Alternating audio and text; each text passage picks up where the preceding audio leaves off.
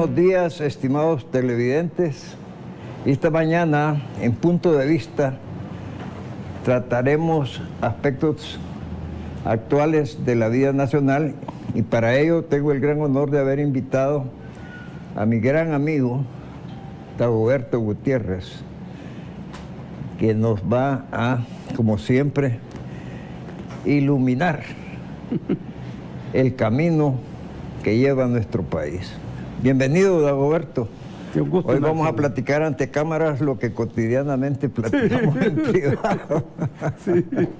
Muchas gracias. Así que hay dos temas fundamentales dentro de los muchos que hay, que creo que es de suma importancia analizar, porque dicen a la médula del sistema económico y consecuentemente de su impacto en el ser humano como tal. Y es el tema del salario mínimo y del salario en general. Porque como un invento distractivo, el Estado da la apariencia de influir en el interés general de los trabajadores, señalando un incremento cotidiano que se discute con la contraparte que siempre se opone a que se hagan esos salarios, porque dice que van a afectar la economía nacional, que es el famoso concepto de la libre manipulación del mercado. Actualmente el gobierno ha anunciado que va a incrementar el salario en un 20%.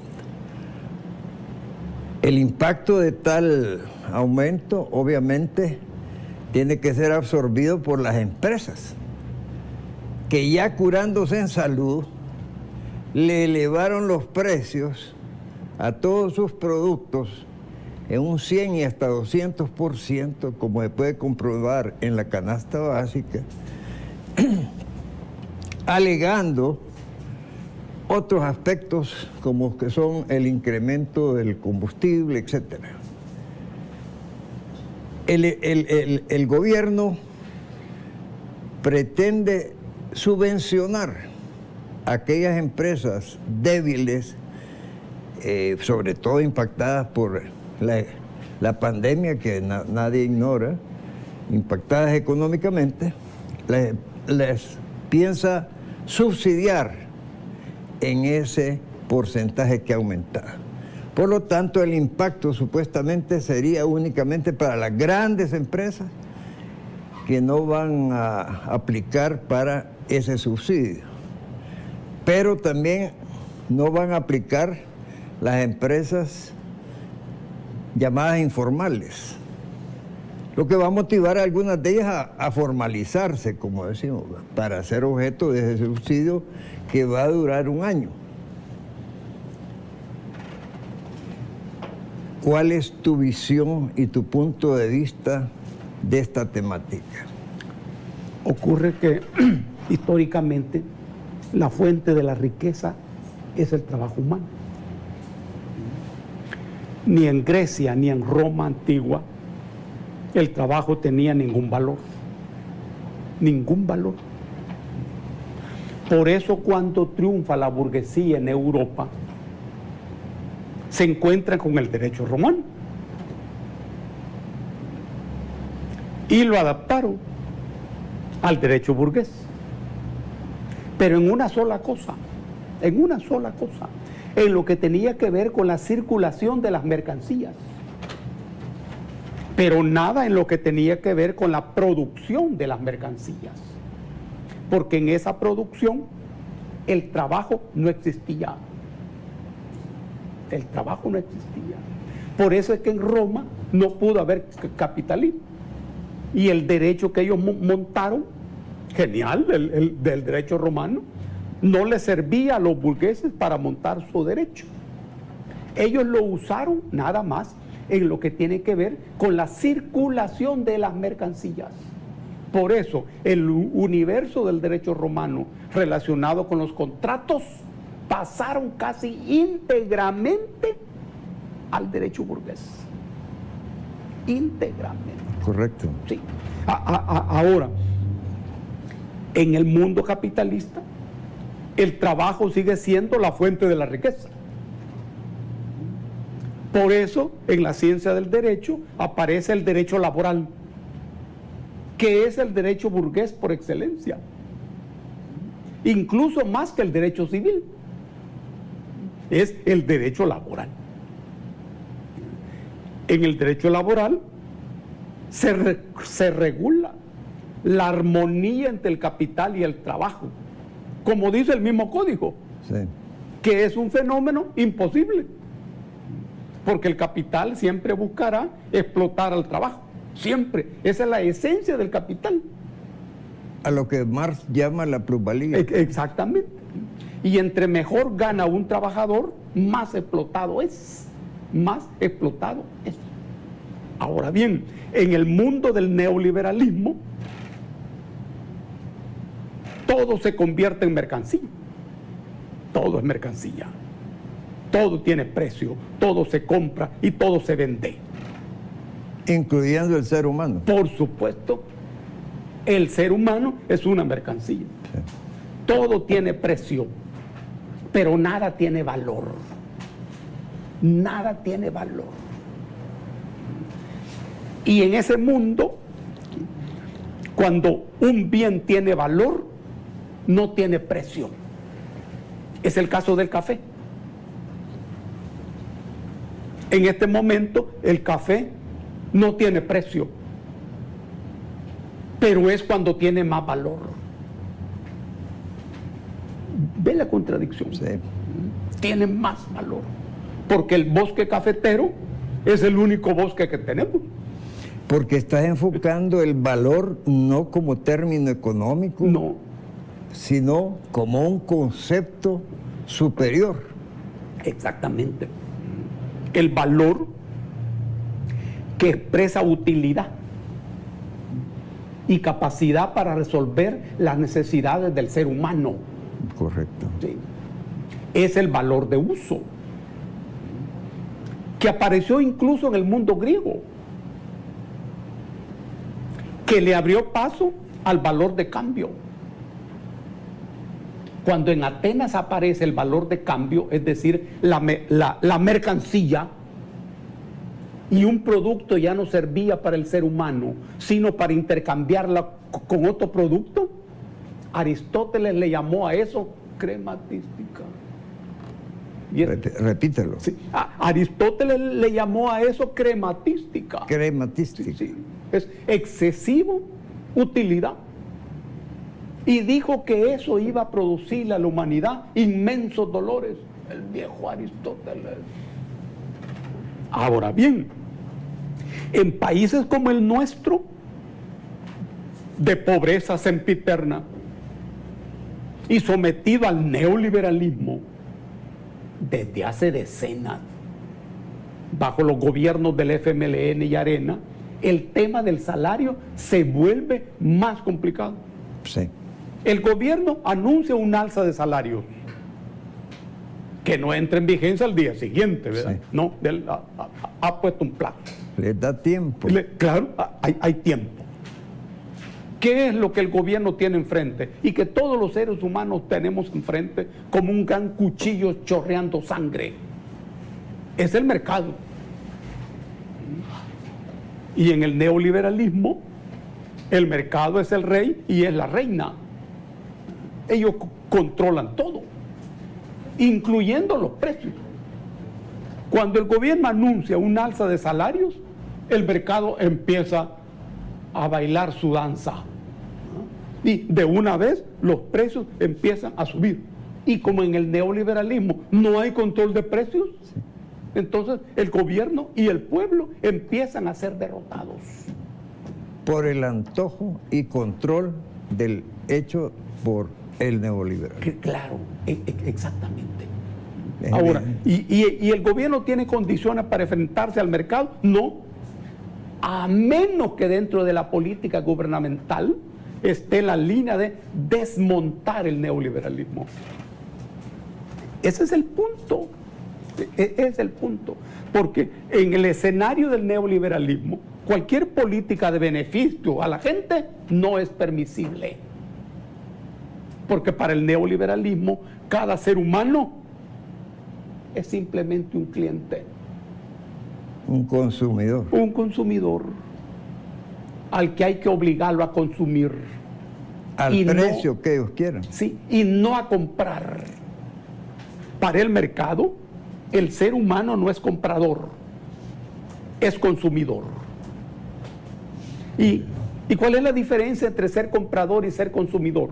Es que cuando yo compro, adquiero lo que necesito. Por ejemplo, el agua. Y el consumidor adquiere lo que desea, aunque no lo necesite. Esta es una diferencia muy fina. Importante. Pero ocurre que el deseo es infinito. El ser humano desea todo. Más y brilla. Sí, sí, claro. Pero las necesidades son finitas. Yo no necesito tener 100 pares de zapatos. No. Ni 100 pares de pantalones, no. Pero el mercado está produciendo zapatos y pantalones de manera infinita. Sí.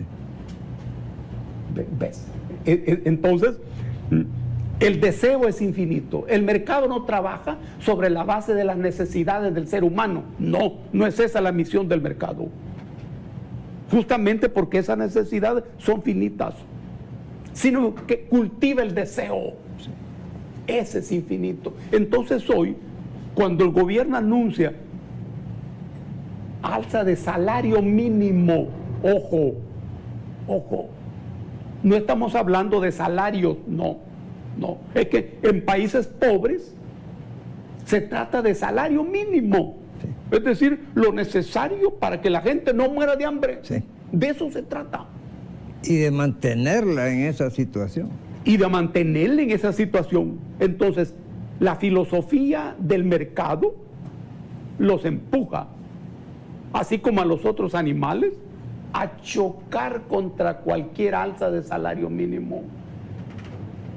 Aun cuando es una cosa del mínimo vital, como decía don Alberto Maferrer. Sí. El salario mínimo es eso, es el mínimo vital.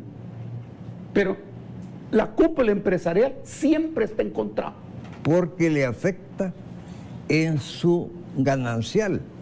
Exactamente, en sus utilidades. Sí. No es que pierdan. No pierden. Le puede reducir sus utilidades, pero tampoco ocurre, Sí. porque ellos manipulan el mercado. Sí. ¿Qué es lo que están haciendo hoy? La elevación de los pipianes, los ayotes, los chiles dulces, Los tomates. de tal manera que cuando llegue el momento del aumento del salario, ya la cosa está arriba.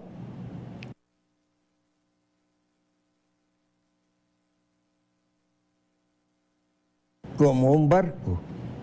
Como un barco, sí. Sube la marea, que es el salario, sube el barco, siempre está arriba. ¿Cuál es la lección? Es el enfrentamiento inevitable con la filosofía neoliberal. Si eso no se hace, pues no se puede. Sí. No se puede. Es tarea de un gobierno de corte popular y sostenido mayoritariamente por el pueblo responderle en esa forma para garantizarle precisamente que esa esperanza de cambiar su estatus o al menos subir el número de proteínas a consumir. Exactamente. Sí. Se mantenga. Resulta necesario. Pero es que, por otro lado, el aumento viene en relación al incremento del salario mínimo, más una cuarta más, que es lo peor, ¿verdad? Ya no queda equiparado el estatus económico del trabajador, sino que aprovechando ese espacio, le suben todavía una cuarta más a los precios, por lo tanto, es un retroceso para el trabajador. En lugar de ser un avance a suplir alguna necesidad no superada, como es el área básica de las medicinas, por ejemplo. La alimentación elemental, ya no seguir comiendo solo las famosas pupusas, ¿verdad?, que son un engaño de arroz y queso. Esto es proteínicamente y energéticamente, esto es una falacia, pero sirve para superar ese instante de hambre llenándolo de cualquier cosa. Claro. Esto pone al gobierno en una disyuntiva Muy grande. muy grande. ¿Qué va a hacer frente al neoliberalismo? Y el tema es, adentro del neoliberalismo, ¿puede existir un gobierno que defienda los intereses del pueblo? Muy difícilmente. No. Por ser diplomático, diría yo. Sí, claro. Entonces, el choque con el neoliberalismo resulta inevitable. Es inevitable. Inevitable. Porque cuando hablamos de neoliberalismo, además, no estamos hablando solo de economía, no, estamos hablando de política, de educación, de medicina, de medio ambiente, hasta de psicología. Sí. Porque el neoliberalismo, para vender las cosas en el mercado, necesita cultivar en el ser humano la psicología del consumidor. Sí. Sí. Ese era el elemento que yo sentía que cuando hablábamos de que se ponía en el mercado algo que no necesitas, pero que ambicionas como un factor de poder psicológico también. Tengo 2 carros, tengo 6 carros, tengo 3 motos, tengo 4 casas y quiero otra, han salido otras, y tengo 80 camisas. El factor, vamos a decir, paralelo a eso es la publicidad, ¿verdad? Es crearte a través del ataque psicológico de la publicidad el incremento a esa pasión natural que puedas tener de posesionar más cosas, ¿verdad? Cosas innecesarias. Exactamente. Ahora, la confrontación con el mercado y su filosofía, que es el neoliberal, resulta inevitable para cualquier gobierno que quiera trabajar en beneficio de la gente. Porque ocurre que el mercado deshumaniza al ser humano. Hay un mecanismo.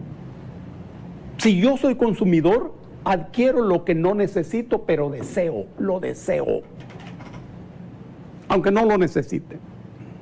Esa es la esencia del consumidor. Pero hay otro efecto que no está a la vista, y es que en el consumidor el valor de la persona depende de la cosa que posee. Es al revés, porque ocurre que normalmente el valor de la cosa se lo doy yo, que uso esa cosa. Sí. Ese es el valor de uso de esa cosa. A mí, por ejemplo, me pueden resultar muy importantes un par de zapatos viejos. Sí. Porque son más dóciles. Dóciles, suaves. Ese es el valor de uso. Sí. Entonces yo le doy a la cosa el valor. Pero en el consumismo, no. La cosa es la que me da mi valor. Por la marca. Yo valgo si tengo una camisa de marca. Sí. Yo valgo si tengo un celular de último modelo. Esa es la deshumanización, en donde el valor de la persona depende de la cosa que tenga. De la cosa que tenga. Sí. Entonces, el neoliberalismo cultiva eso. Esa persona no tiene capacidad para luchar por sus intereses. ¿Ves el fenómeno? Sí. Y sociológicamente para ti este país tendría el valor de que no, como la mayoría no tiene nada de eso, es más factible que abrace un cambio que una sociedad acostumbrada estrictamente por su capacidad económica general a rechazar cualquier cosa que le interrumpa esa satisfacción de tener cosas innecesarias, claro, o a costa de que otros no la tengan, que es peor todavía. El pueblo ha dado saltos extraordinarios, saltos extraordinarios. Sí, casi fenoménico. Sí, eso, sí. Después de la acumulación de más de 30 años de gobiernos neoliberales, cuando el pueblo le vuela la cabeza arena y al frente, en el fondo se está enfrentando al neoliberalismo. Pero ocurre que el neoliberalismo es más profundo que un par de partidos políticos. Sí. Está inscrito en el sistema y no está inscrito en ninguna lista electoral de partidos en el Tribunal Supremo Electoral. No, es parte de la vida de las personas. Entonces, el pueblo se enfrenta a eso en un primer nivel con los partidos políticos que ahí están. Pero hay otro nivel, que es la estructura económica. Esa no se mira. La estructura ideológica, que tampoco se mira, es lo que se llama poder fáctico, que son los dueños del país. Pero que además tiene una cofradía internacional. Sí, y cuentan sobre todo con un aparato ideológico de Estado, así se llama eso, aparato ideológico de Estado. De Estado, no de gobierno. No, ni del Estado. Ni del Estado. No, sino de Estado. Explícanos eso. Sí, es porque ese aparato ideológico de Estado cumple en realidad una función pública, pero no son del Estado. No es propiedad del Estado. Es el mundo del mercado, pero cumpliendo una función pública, controlando a los seres humanos en el terreno de la ideología. Y como la ideología no se mira, no duele, no es como un policía que aparece en una esquina o un semáforo que aparece en una calle. Tanto en el policía como en el semáforo está el Estado. Ese es el Estado. Uno mira al policía, pero no mira al Estado. Y mira al semáforo, pero tampoco mira al Estado. Pero ese es el Estado. Es el Estado. Ahora, así es la ideología. ¿Quiénes son los dueños de esa ideología? Estos poderes fácticos, que le dicen a la persona lo bueno y lo malo, lo justo y lo injusto, lo debido y lo indebido, lo legal y lo ilegal. El proceso de cambios de una sociedad choca con ese muro. Hoy, por ejemplo, el gobierno anuncia un alza de salarios. Ajá. Hay un bloque que sale a la televisión y está en contra. Por diferentes razones, siempre van a estar en contra. Pero hay otro bloque que no se mira en la televisión, pero que se está moviendo. Están elevando los precios.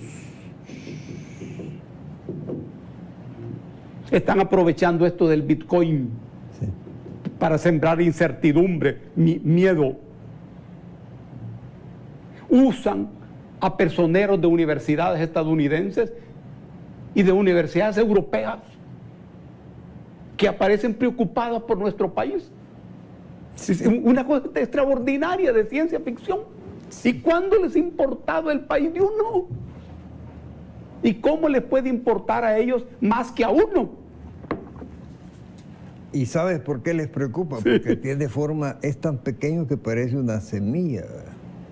Y la virtud de las semillas es que se multiplica y fructifica. Y este es quizás el... Claro, entonces aparece una confrontación con ese poder fáctico.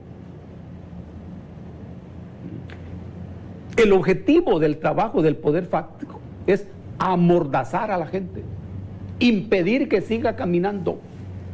Aquí ha habido una rebelión electoral. Correcto. El pueblo se convirtió en un militante electoral.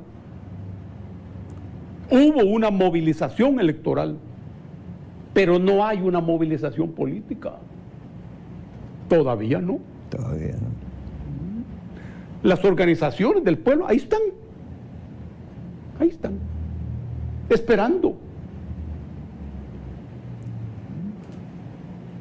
Ocurre que para que la gente se movilice, primero deben movilizarse sus ideas en la cabeza. Esto es lo que primero se moviliza, las ideas, el universo ideológico de las personas.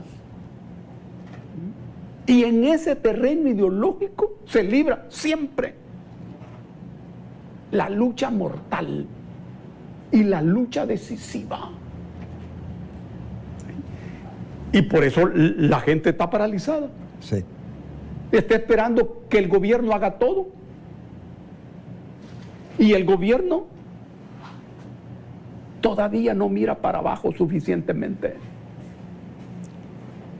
Se está enfrentando al mercado con las armas gubernamentales, que siempre son inferiores a las del mercado. Aquí la sombra de esa multitud es la que respalda las acciones que está haciendo el gobierno. La sombra que queda de esa votación histórica, masiva, para algunos inesperada y para otros como nosotros profetizada. Sí. Profetizada, porque ese era un hecho social más que un hecho político, era un hecho sociológico. Pero yo coincido contigo en que ese estamento enorme necesita una organización más profunda todavía.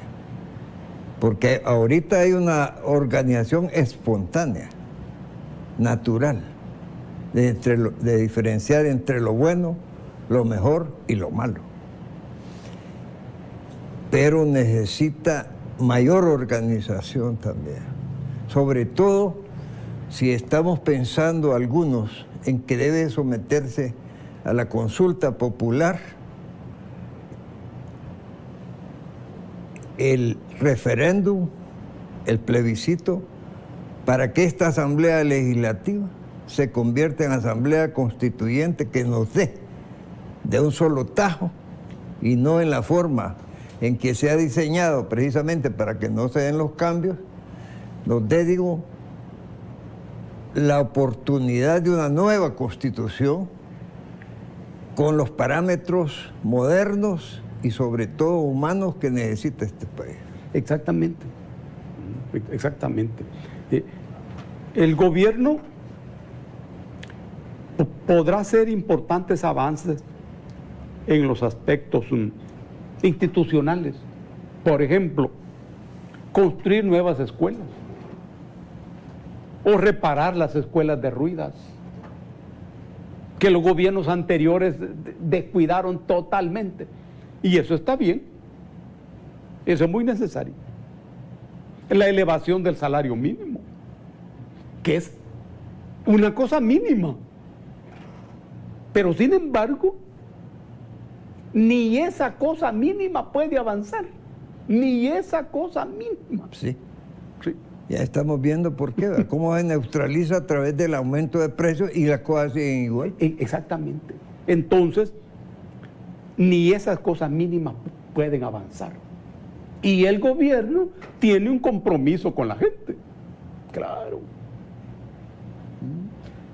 Que yo estoy seguro que no están olvidando las 24 horas del día. No están olvidando. Bueno, ya anunciaron algo que es fundamental, que es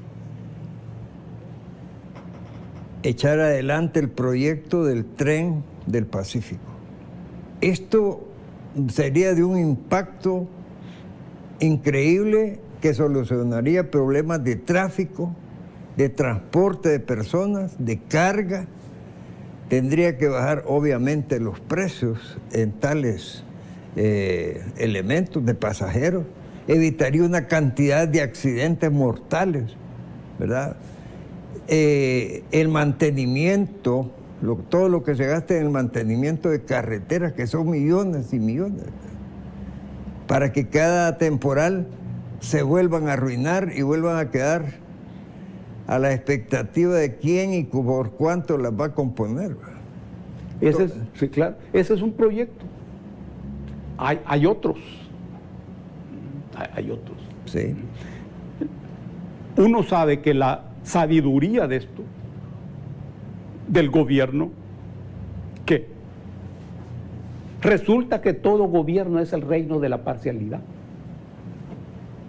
Repítanlo. Todo gobierno es el reino de la parcialidad. Porque nadie gobierna para todos. Nunca. No existe un gobierno para todos. Es imposible. Imposible. Como imposible es que suspendamos en este momento esta plática porque necesitamos la participación de nuestros anunciantes. Volveremos. Walter Scott.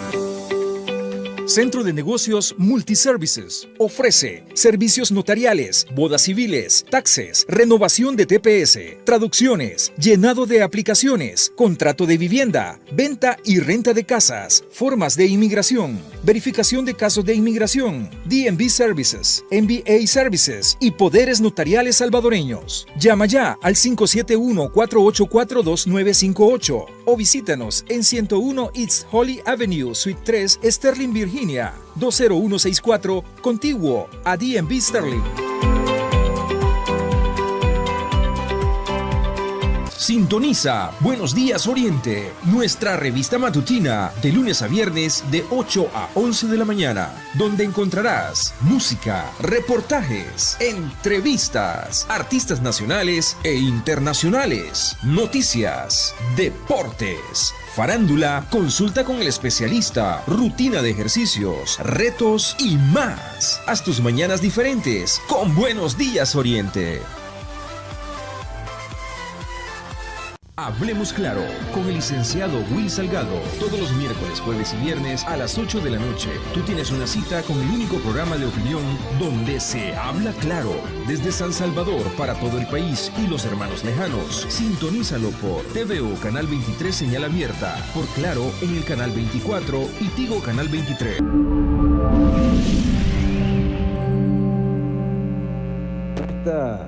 Continuamos con esta brillante exposición, pero que al mismo tiempo nos hace reflexionar en lo delicado que se encuentra la coyuntura política de nuestro país. Porque el próximo paso dice a tocar la esencia del sistema. Exactamente. ¿Se dará o no se dará, en tu opinión? Sí. Decíamos antes que todo gobierno es el reino de la parcialidad. Porque ningún gobierno gobierna para todos. No. Es imposible. Eso no. Y el pueblo debe saber eso. ¿Para quién gobierna un gobierno? Es decir, ¿en beneficio de quién gobierna un gobierno? En beneficio del bloque que lo llevó al poder. Es obvio. Y con el cual está comprometido. Ese es el sentido de los gobiernos. Es que si no fuera así, pues no hubieran gobiernos. Y no hubiera lucha. La lucha por el poder. Cada gobierno gobierna para determinado sector. Otra cosa es que los gobiernos gobiernan con todos. Esa es otra cosa. Con todos. ¿Sí? Pero no para todos. Por ejemplo, si yo soy gobierno y digo, vamos a gobernar en beneficio de las grandes mayorías, muy bien, para eso voy a gobernar yo. Y estoy hablando del pueblo, sí, que es siempre la mayoría. El pueblo es el que trabaja, el pueblo es el que produce. no son los empresarios. No, los empresarios no son productores. Son los obreros. Ellos son los que producen. El empresario es el dueño de los medios de producción. Esa es otra cosa. Las fuerzas productivas, así está definido económicamente, son los trabajadores. Son los trabajadores. Por supuesto. Claro que en nuestro país se le nombra productores a los empresarios. Y en todos los eventos la ANEP ignora a los productores, que son los trabajadores. Ve cómo es la cosa. Entonces yo digo, voy a gobernar para el pueblo. ¿Qué son esos? Estoy diciendo que yo no voy a gobernar para una minoría de potentados. Y aquí hay dos universos. Uno, el universo político, y el universo socioambiental. Yo puedo librarme de los partidos políticos corruptos. ¿Cómo no? Sí. Con el apoyo de la gente, con el apoyo del pueblo y los votos de la gente. Pero la gente lo que necesita es liberarse de la explotación del hombre por el hombre. Y a veces del mismo Estado a través de los impuestos, ¿verdad? Claro, claro. Ese es otro universo. Entonces, si el gobierno es parcial, como ocurre con todos los gobiernos, parcial, en el curso del proceso, los gobiernos necesitan ir definiendo eso. Porque la misma vida se lo demuestra. Porque los grandes poderes que siempre se han beneficiado de todos los gobiernos siguen controlando las fuerzas productivas de los países, incluso en países atrasados como el nuestro. ¿Quiénes son los dueños de las tierras? ¿Quiénes son los dueños de las fábricas? ¿Quiénes son los dueños de los bancos? ¿De los entes de crédito? ¿Quiénes son? Ahí están. Ahí están. ¿Puedo yo, gobierno, avanzar en un programa social de beneficio de la gente sin chocar con ese sector? Ese es el punto. Si yo no lo hago, pues entonces me van a derrotar. Y me van a humillar. Por ejemplo, cuando los gringos vinieron aquí y le pidieron al gobierno restaurar lo que había hecho, Sí. esa es una humillación. Por supuesto. Esa es una humillación. Ya no es una derrota, no. Pero es que no logran entender, porque no quieren hacerlo, que están hablando con los representantes porque no pueden estar los millones que estamos en esa posición presentes en el momento de discutir o que nos digan tal cosa, ¿verdad?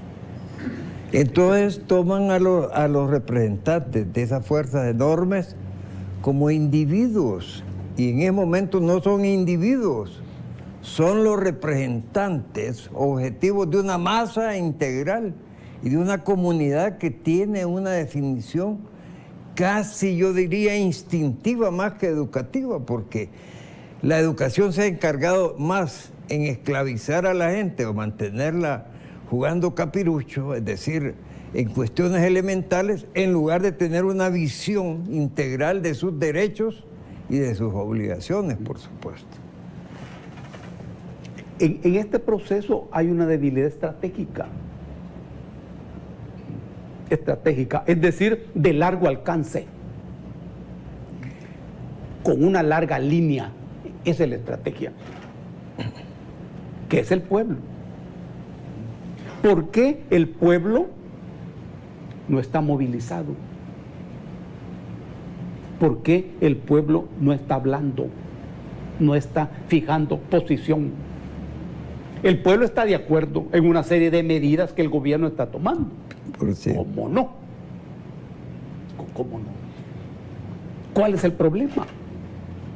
¿Cuál es el problema? Porque el pueblo salvadoreño es un pueblo heroico. Bueno, fue capaz de mantener una guerra de 20 años. Y fue capaz de zafarse la coyunda de los partidos políticos, Sí. ¿no? Del neoliberalismo. Pero, ¿qué ocurre hoy? El pueblo es un pueblo muy inteligente, somos inteligentes. Pero es que no entienden totalmente lo que está pasando. Por eso son estos programas, Sí. para que entiendan qué es lo que está pasando. ¿Qué es lo que está pasando? Entonces el pueblo tiene como cautela. El pueblo sabe que aquellos, Arena, el Frente, se acabó.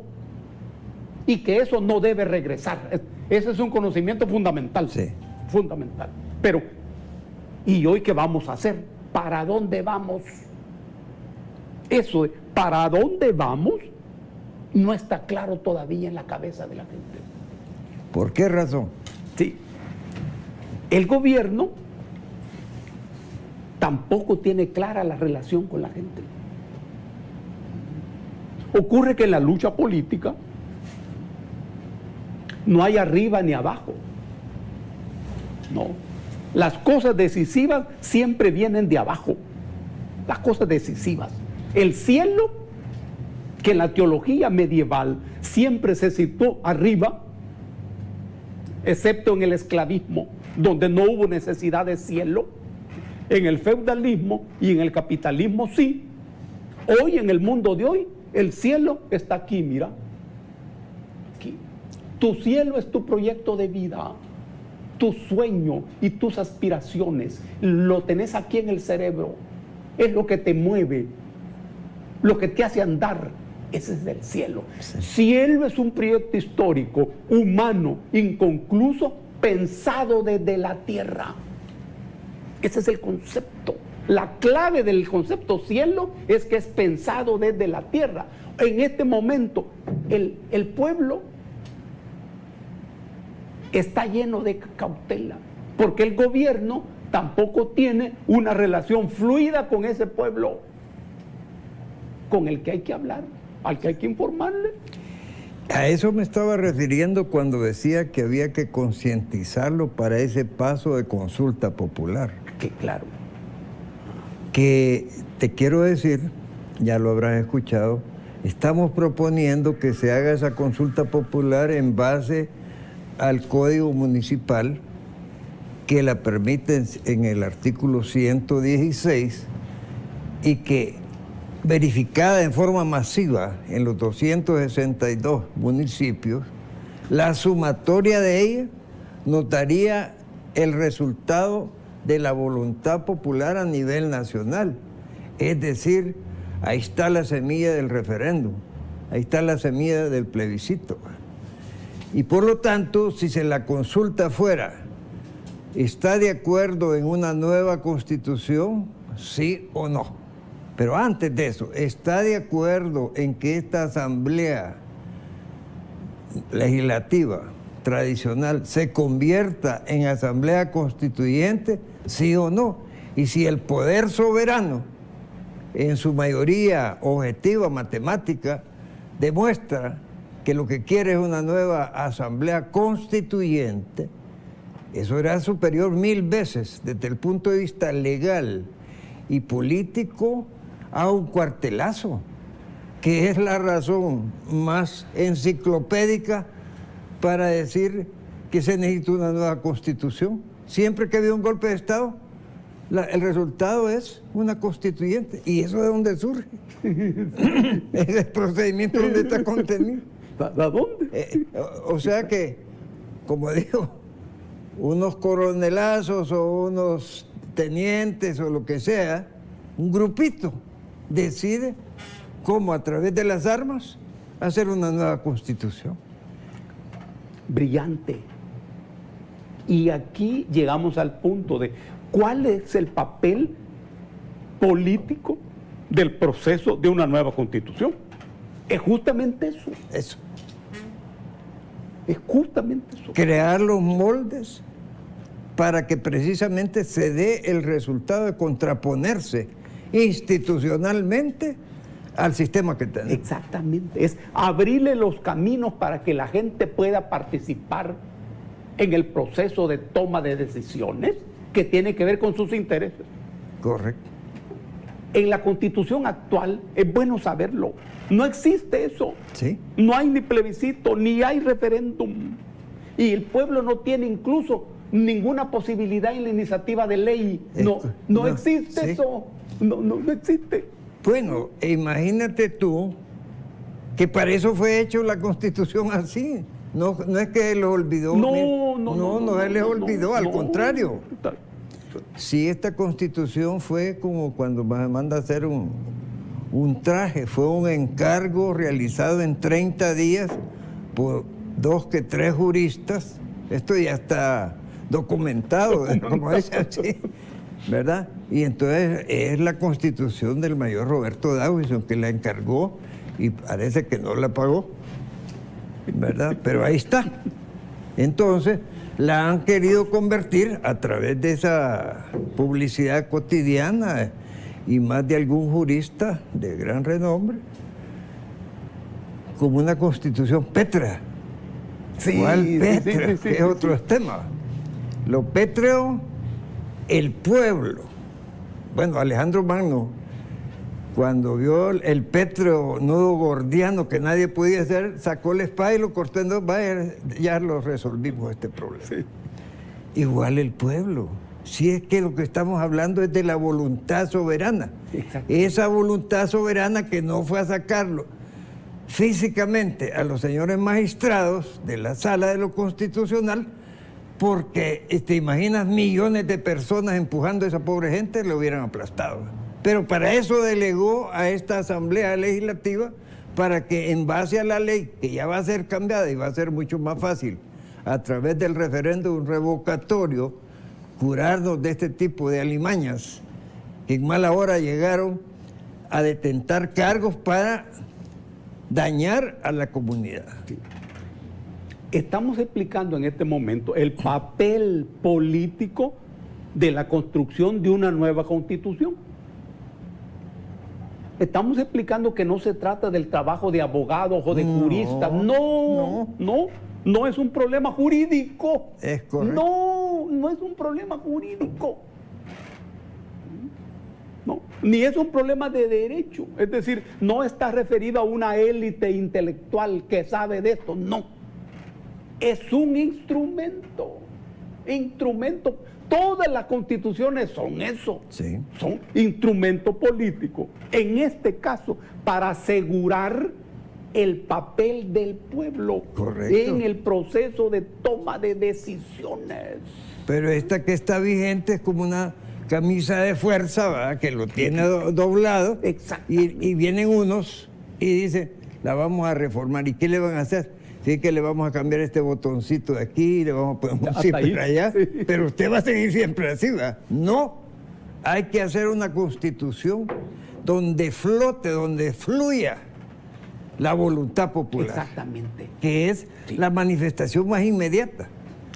Y conviene saber que cada Constitución es expresión del momento político que la produce.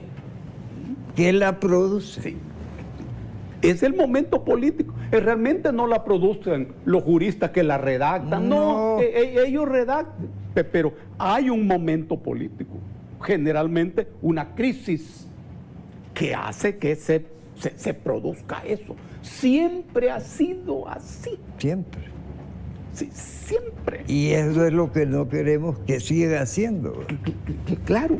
Entonces, una nueva Constitución expresará los intereses de la actual clase dominante. No. Es otra. Vendrá otro momento histórico en donde van a reformar esta que estamos pensando. ¿Cómo no? Es que la historia no se detiene, ¿sí? Pero en este momento se trata de abrirle al pueblo los caminos para que el pueblo participe. No solo en las urnas, sino en el proceso de toma de decisiones. Cotidiano. Porque si hoy se produce algo que le afecta, mañana convocamos un referéndum y vemos cuál es la voluntad de la mayoría. Claro. Esto es muy importante. ¿Sí? Limpiando de espinas el camino. Por ejemplo, en el Código Municipal, Sí, en el 116 del Código Sí. Municipal, aparece la figura de la consulta. sí, Qué buena es la consulta. ¿Ah? La diferencia entre la consulta y el cabildo abierto, que aparece también ahí en el código, Sí. es que el cabildo abierto no tiene ningún valor vinculante para el alcalde ni para el consejo municipal. No es nada. Sí. La gente en el cabildo llega a pedir un chorro, a pedir un camino, X. Y el código dice, el representante del consejo municipal debe tomar nota, hasta ahí. sí. En cambio, la consulta no. Es vinculatorio. Sí, pero mira la trampa, mira la trampa. ¿Y quién convoca la consulta? Ahí estamos. Ahí está, Y es hoy- el alcalde. Sí, pero hoy hay otro detalle, que se está formando un organismo central que debería o debe de ser no solo para controlar el FODES y las aplicaciones, sino para coordinar el municipalismo y consecuentemente incentivar. Y creo que tenemos mayoría en este sentido, como para que se incentive que simultáneamente y a nivel nacional se haga esa consulta popular. Exactamente. Y entonces tener la evidencia democrática de cómo se llegó a una conclusión. Mucho más valiosa desde todo punto de vista, sobre todo intelectual, de saber que lo que se está haciendo es la voluntad de la mayoría del pueblo salvadoreño. Que por primera vez va a tener un paso en que ya no solo para las elecciones, como tú dices, ¿verdad?, sino para decisiones. Políticas. Ese es el sentido de la lucha por una nueva constitución. Es correcto. Además, una constitución expresa las reglas del juego. Las reglas del juego. Sí. Desde el primer artículo. Y no quiere decir que esas reglas del juego se cumplan en la realidad. No, es que el derecho es así. Sí. Ha sido bien pensado. Y ahora, después, la temática será qué debe de contener esta nueva constitución que no contiene la actual. Exactamente. Y, por ejemplo, los derechos de las raíces indígenas de este país. Esas no han sido consideradas. No. Jamás. No.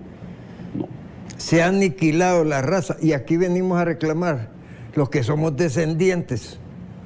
Porque a menos que alguien tenga el apellido Chupse o por ahí, yo diría que no puede reclamar que vinieron los españoles y entonces violaron a nuestras indias y además se llevaron nuestras. Fueron nuestros ascendientes que vinieron a hacer eso. Entonces son los pueblos indígenas son los que pueden reclamar ese derecho. Y cómo fueron despojados de esta tierra que hoy nos pertenece a todos los usurpadores y sus descendientes. Y ellos no están considerados en la Constitución, ni sus derechos, No. ni su preservación, ni la preservación de su lengua. Exactamente. Al contrario, se les ha marginado, aniquilado y tomados como entes de segunda clase. Esas son las reglas del juego. La otra cosa, las elecciones de segundo grado. No es posible que un poder, si son tres poderes, mal llamados órganos por los inventores del derecho administrativo moderno, no es posible que un poder sea derivado de otro poder, porque lo pone en condición demostrada de sumisión a los intereses de los electores. ¿Cómo se va a elegir a los magistrados de la Corte Suprema de Justicia si son un poder? No puede ser un parto de segundo grado. Esto no puede ser. Porque queda un vínculo psicológico político, de dependencia con el elector. Este es un gran problema. Un gran problema. Un problema, ¿quién debe de elegir? Sí. Y los otros órganos o instituciones, ¿verdad?, como la Corte de Cuentas, el Fiscal General de la República, el Procurador General de la República, el Procurador de Derechos Humanos. Para la categoría elevada que debería tener el Procurador de Derechos Humanos ha sido pisoteada, convirtiéndola simplemente en una oportunidad de tener un trabajo y hacer una actividad mediocre a la que nadie le hace mayor caso ni importancia. Y el otro tema, ¿cuánto deben de durar los magistrados en esos cargos? Porque cuando fueron los acuerdos en que tú participaste en México, de la reforma a la Constitución del 92, en 1992, mejor dicho, se proponía que los magistrados fueran vitalicios. Estamos hablando de dictaduras. La dictadura se conforma por su perpetuidad, para empezar, ¿verdad? En Estados Unidos, los jueces de la Honorable Corte, y digo eso con un poco de sarcasmo, porque el presidente de la Corte, Warren, fue el que apadrinó el engaño general de la investigación de la muerte del presidente Kennedy, sí, en la cual salieron balas rebotonas que regresaban y pegaban por atrás y por adelante y después caían y mataban a un tercero. ¿Qué credibilidad puede tener una justicia de esa naturaleza cuando se coordina con el sistema para eliminar a alguien que tenía el proyecto que estamos analizando, como era John F. Kennedy, ¿verdad?, con una mentalidad que no podía ser aceptada por iba a decir canibalismo, pero voy a decir capitalismo, aunque son similares, bastante parecidos. Ese capitalismo ortodoxo que no permite variantes de sensibilidad humana. Porque si tú ves en los billetes dice en gold we trust, ¿verdad? sí. Debería decir en gold we trust, es decir, en el oro confiamos. Como vamos a confiar en este momento en nuestros patrocinadores, vamos a hacer una pausa. Con permiso de ustedes. Muy bien. Centro de Negocios Multiservices ofrece servicios notariales, bodas civiles, taxes, renovación de TPS, traducciones, llenado de aplicaciones, contrato de vivienda, venta y renta de casas, formas de inmigración, verificación de casos de inmigración, DMV Services, MBA Services y poderes notariales salvadoreños. Llama ya al 571-484-2958 o visítanos en 101 East Holly Avenue, Suite 3, Sterling, Virginia, 20164, contiguo a DMV Sterling.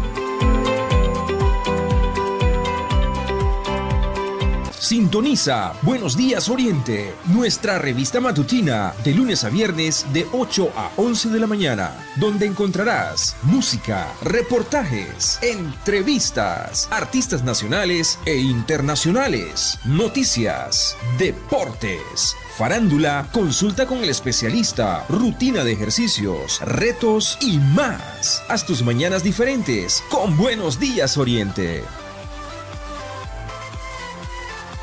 Hablemos Claro con el licenciado Will Salgado. Todos los miércoles, jueves y viernes a las 8 de la noche. Tú tienes una cita con el único programa de opinión donde se habla claro. Desde San Salvador para todo el país y los hermanos lejanos. Sintonízalo por TVO Canal 23 señal abierta. Por Claro en el Canal 24 y Tigo Canal 23. Transmisión en vivo, simultáneo en todas nuestras redes sociales. Facebook, TVO Canal 23 Salgado. Twitter, @TVO Canal 23. YouTube, TVO Canal 23. Hablemos Claro con Will Salgado. Suscríbete a nuestro canal de YouTube, Salgado TV Noticias. Con toda la información del acontecer político nacional y la Asamblea Legislativa, infórmate y ponte al día de lo que ocurre en nuestro país El Salvador. Suscríbete a nuestro canal de YouTube, Salgado TV Noticias. ¿Por qué anunciarte con TVO Canal 23? Porque somos los líderes en la zona oriental, con la mejor tecnología, cubriendo con nuestra señal al aire todo el oriente de El Salvador y cobertura de señal en la red de cable en todo el país. Llegamos a más gente con nuestra variada y entretenida programación. Usted se anuncia en cualquiera de nuestras franjas o programas en vivo, con excelentes tarifas. Contamos con más de 500,000 de likes y seguidores en nuestras redes sociales. Anunciarte en TVO Canal 23 es la mejor inversión para su empresa o negocio, porque usted anuncia sus productos y se...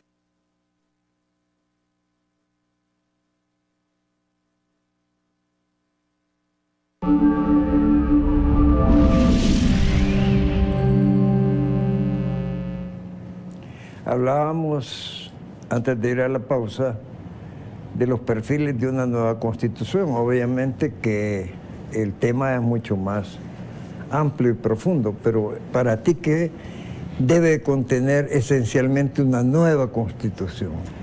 En su esencia, una nueva constitución debe dejar de ser oligárquica. Esta es una palabra grande. Porque cuando hablamos de constitución, hoy y aquí estamos hablando en esencia de la constitución de 1950. Sí. De eso estamos hablando. De eso estamos hablando. Sí, sí. En esencia. Sí, en esencia, es esa. Han pasado 60 o 70 años de esa constitución. Es correcto. ¿Qué expresa esa constitución? La lucha entre una oligarquía y un ejército con planteamientos medianamente reformistas. Me gustaría que nos quedáramos en el tema ejército por un detalle. Sí. Ya este país no está para una confrontación bélica de alta envergadura como sería el uso de tanques, aviones. No. Por lo tanto, el presupuesto de la Fuerza Armada debe marginar esos gastos innecesarios, ¿verdad? Sí. Y convertirse más en una institución de servicio y de seguridad nacional. Ese es un punto que puede abordarse en la nueva constitución. Sí. Pero nos estamos remitiendo allá hace 70 años. 72 para Sí, ser exacto. Exactamente. Esa constitución expresó la lucha entre un grupo reformista de esa Fuerza Armada, Sí. encabezado por los militares que dieron el golpe en 1948 contra Salvador Castaneda Castro y terminaron con la dictadura de Maximiliano Hernández Martínez. Un grupo de militares que habían sido exilados por la dictadura de Martínez toman el poder y entonces introducen reformas.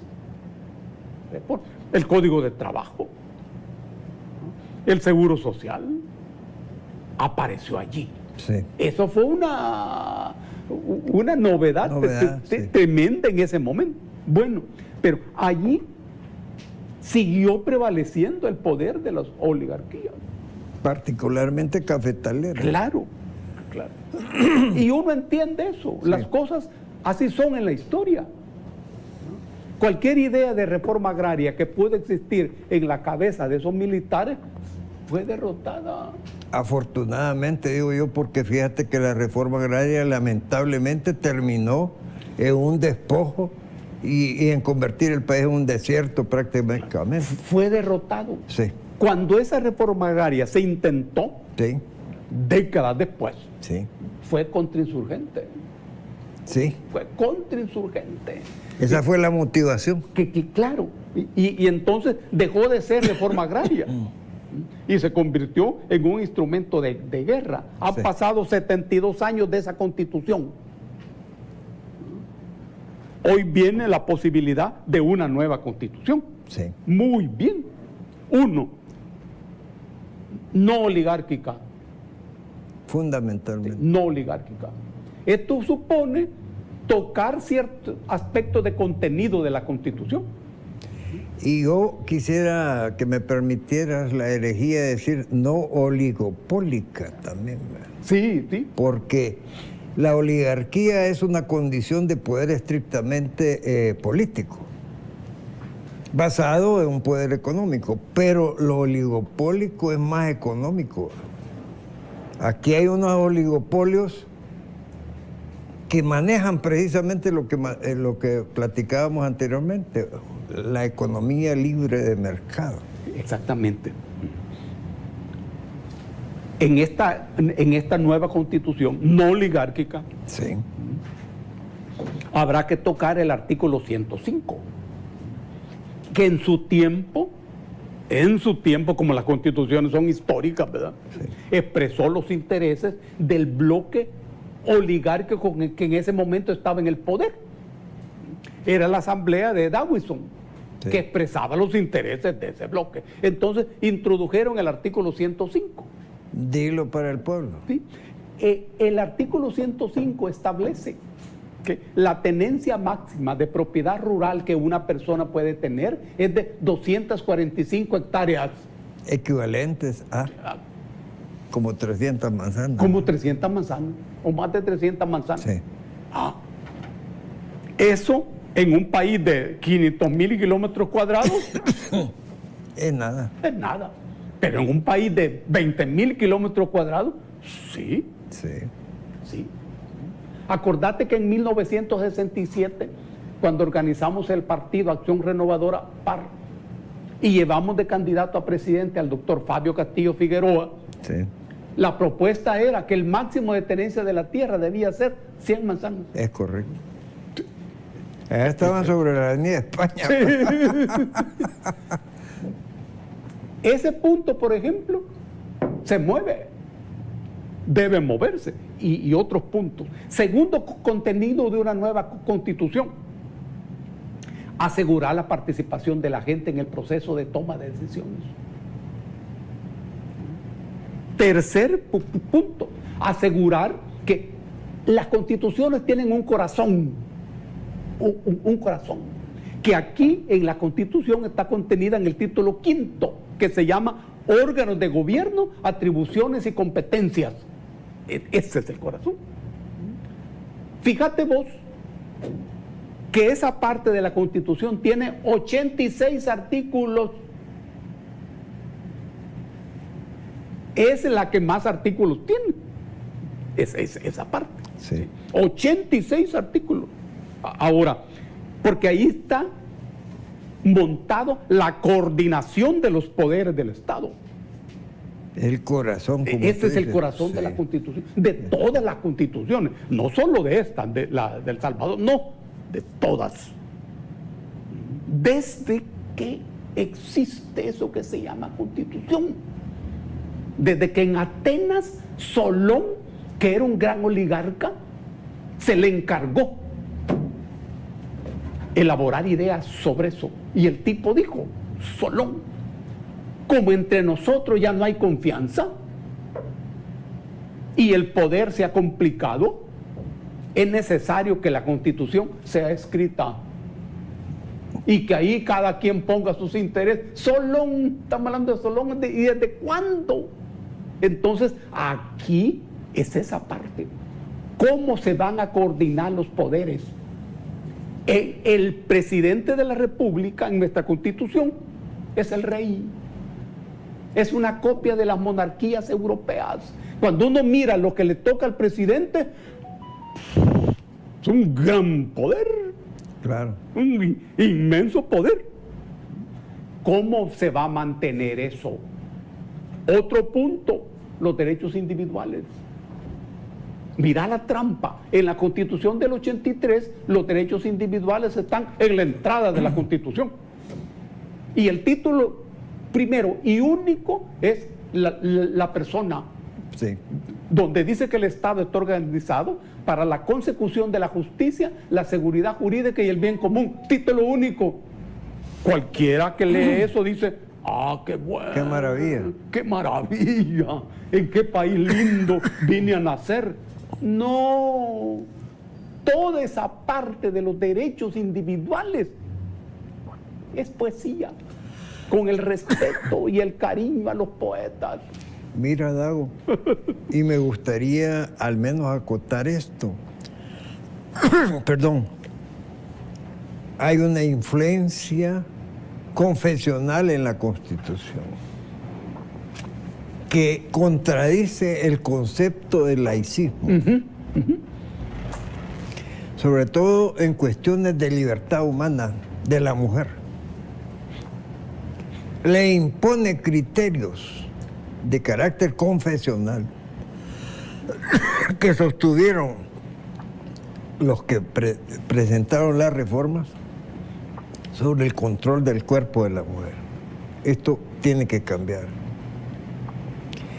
La Constitución no puede ser instrumento de ninguna religión, sino conceptos clarísimos de valores que no tengan que ver con eso. Exactamente. Vamos a tocar eso. En una nueva Constitución hay que recuperar al Estado. Mira, gente como yo no somos amigos del Estado, no. Filosóficamente, históricamente, no. Somos de los que pensamos que el Estado se va a extinguir. No pensamos que el Estado se va a disolver, no, o por un decreto, no, se va a extinguir en la medida que deje de ser necesario. Muy bien, pero uno tiene cabeza histórica. Y aquí estamos hablando de la dictadura del mercado. Es correcto. ¿Y qué instrumento vas a usar? El Estado. Entonces, en esta nueva Constitución se debe recuperar al Estado y se debe someter a control al mercado. Hay una serie de aspectos que hay que corregir, lo que ha tocado Nelson. En el artículo 2 de la Constitución, en el inciso segundo de ese artículo 2 se dice: el Estado reconoce a la persona humana desde el instante de la concepción. Qué bien dice uno. Sí. Qué gran avance, sí. Qué gran avance. Y de nuevo uno dice: ¿en qué país más maravilloso vine a nacer? Sí. Pobrecitos los que nacieron en otro país. Sí. No. Esa es la disposición más primitiva de las que hay en la Constitución. A esa me refería. A esa te refería, claro. Seguro, ¿no? Porque allí se está convirtiendo a la mujer en máquina perpetuadora de la especie. Así es. Y no parece. Ese es el problema del derecho. Ese es el problema de la ciencia del derecho, que tiene un sentido instrumental. Vos sabés que el derecho mató a la costumbre. Antes de que apareciera el derecho, las sociedades se regían por la costumbre. Claro. Y la característica de la costumbre era que la costumbre siempre se cumplía. Y era producto de haberse establecido después de superar errores que la contradecían. Exactamente. ¿Y por qué el derecho mató a la costumbre? Porque apareció lo que se llamó división social del trabajo. Sobre eso podemos hablar después. Esos puntos, como lo que ocurre en el artículo 240, que tiene que ver con el enriquecimiento ilícito, que dice que la acción contra los funcionarios que se enriquezcan ilícitamente, sí, durará 10 años. Sí. No, hombre. No. Eso tiene que ser perpetuo. Perpetuo. Claro. Como dicen los abogados, imprescriptible. Imprescriptible. ¿Sí? El artículo 248, inciso cuarto, dice: en ningún caso podrá reformarse lo que tiene que ver con la forma y sistema de gobierno. ¿Cómo es eso? Sí. ¿Cómo es eso? Es antinatural. Puta. ¿Y acaso no es eso lo que hay que reformar? Mira la trampa, mira la trampa. Los que redactan las constituciones son gente muy inteligente, ¿cómo no? ¿Cómo no? Eso no es el punto. Pero llevan mensaje, mejor dicho, encargo, no llevan mensaje, llevan encargo. Toda constitución huele a sangre, a sudor, a lucha, a miedo, a intereses. Y cada texto de la Constitución, ese texto, por ejemplo, es maravillosamente encubridor. Cuando uno lo lee, dice, ¡ah, qué belleza! Sí. Así que no se puede reformar el sistema de gobierno. ¿Y el soberano? y entonces, ¿y el soberano a dónde está? Pero dice bien cuando dices que huele a sangre y sudor, porque estas constituciones son mortaja, precisamente de los pueblos. Es la colcha que las envuelve para que eso no se vea, o que se haya vuelto inútil. ¿Verdad? Es el problema de la ley. Sí. La primer clase que a mí me dieron en la Facultad de Derecho de la UES, el profesor nos dijo, jóvenes, ustedes deben saber que dura lex sed lex. Dura es la ley, pero es la ley. Ajá. Y entonces yo no puedo hacer nada frente a la ley. Y yo me fui en el bus dándole vuelta a eso. Ya somos dos. ¿Y cómo es posible esa cosa? Al final, cuando me bajé, dije, no es posible. Hay que rebelarse frente a la ley. Y mira, esto que estamos hablando tiene que ver con los seres humanos. Sócrates, maravilloso Sócrates, expresaba en su tiempo los intereses de los comerciantes y se opuso a los dioses y se opuso al poder de los oligarcas y lo mataron. Pero Sócrates defendía al Estado y defendía la ley. Lo condenan a muerte. Su amigo Critón le organiza la fuga y Sócrates se niega y dice, si yo me fugo, ¿qué va a ser de la ley? ¿Qué va a ser del Estado? 600 o 700 años después aparece un hombre que se enfrenta a la ley, choca con la ley, también lo mataron.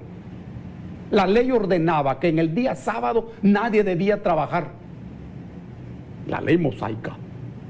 Y ese hombre le dijo a sus amigos, sigan trabajando.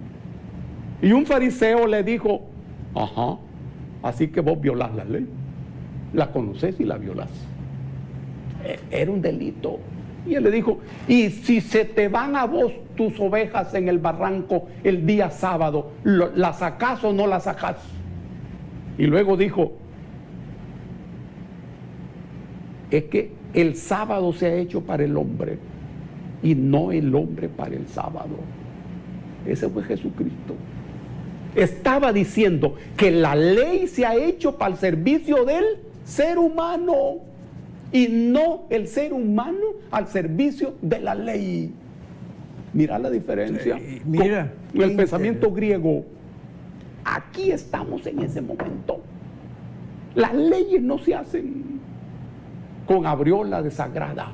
No, las leyes se hacen en el hervidero de la lucha política, económica e ideológica. En esa olla hirviendo se cocina la Constitución. Y mira qué exacto es eso aplicado a lo que pensaron los destituidos magistrados. Sí. Para ellos la Constitución era más importante que la vida de las personas que se iban a arriesgar por el respeto a la Constitución de poder salir en desbandada a contagiarse y contagiar. ¿Cómo era posible que dijeran, no, pero es que el derecho ambulatorio es superior y la economía es superior? Porque así dice la ley, aquí está el artículo tal, ¿verdad?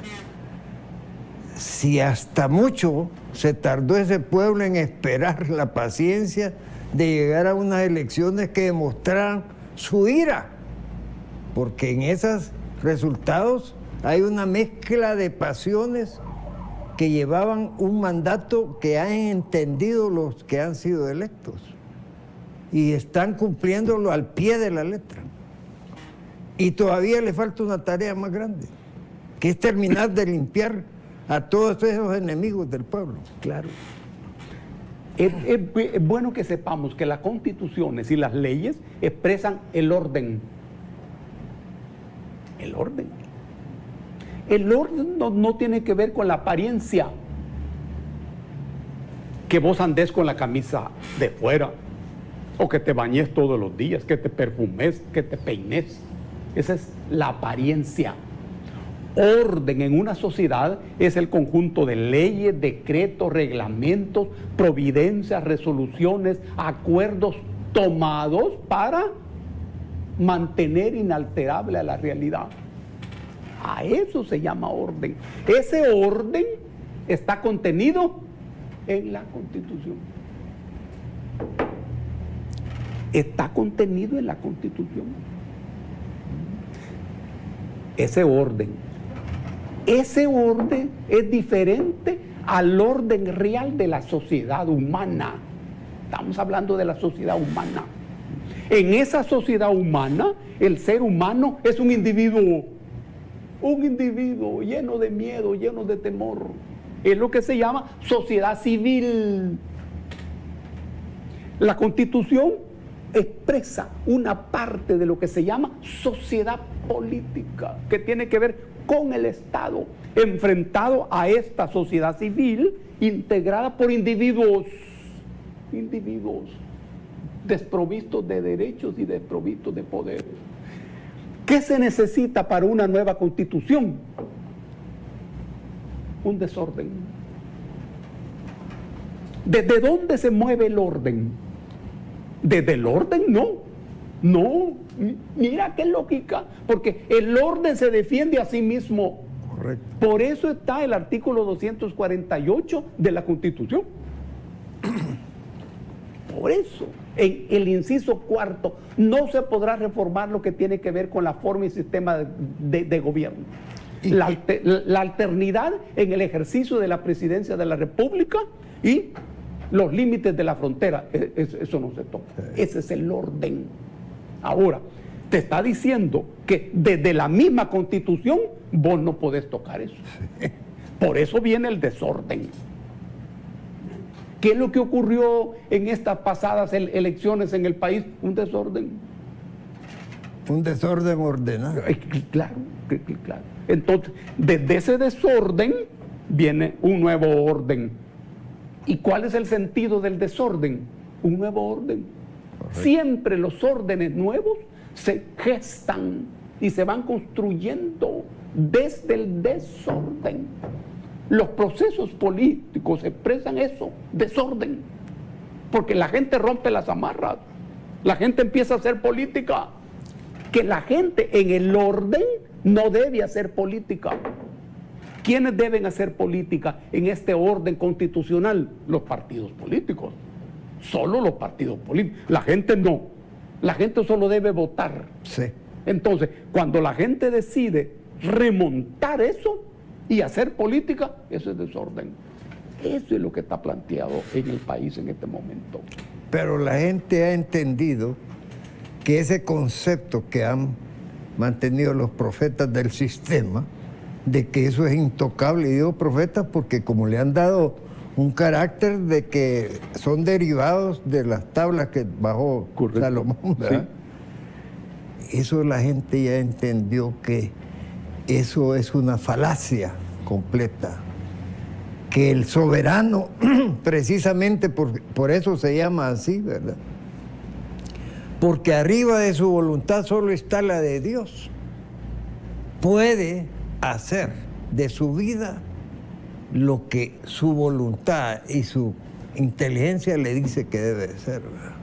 Esos viejos moldes no soportan, como dice la Biblia también, vino nuevo en odres viejos lo revienta. Exactamente. ¿Verdad? Y crea el desorden. Dagoberto, te tenemos el proyecto de un viaje a San Miguel, ¿verdad? Sí, es cierto. Así que yo quisiera decir con entusiasmo para Mario Arévalo Seguro. que hemos decidido irlo a visitar a San Miguel, a su programa Controversia, Controversia. particularmente por el gusto que nos da estar en ese ambiente de la sociedad migueleña tan afectuosa, cariñosa. Claro, claro. Obviamente como la del resto del pueblo salvadoreño, que noto yo, y debo decirlo públicamente, te ha convertido realmente en un guía de toda naturaleza, que nos satisface porque encaja en tu vocación de ciudadano, y me permito decirlo porque la conozco de tus simientes, ¿verdad? Esa vocación hacia el amor al pueblo salvadoreño. Y estas palabras no son una lisonja, sino un reconocimiento al valor histórico que tu mentalidad y accionar ha tenido para el pueblo salvadoreño. Está bien, muchas gracias. Muchas gracias. Gracias. Y a ustedes, amigos televidentes, muchas gracias por su amable atención tradicional. Tengan un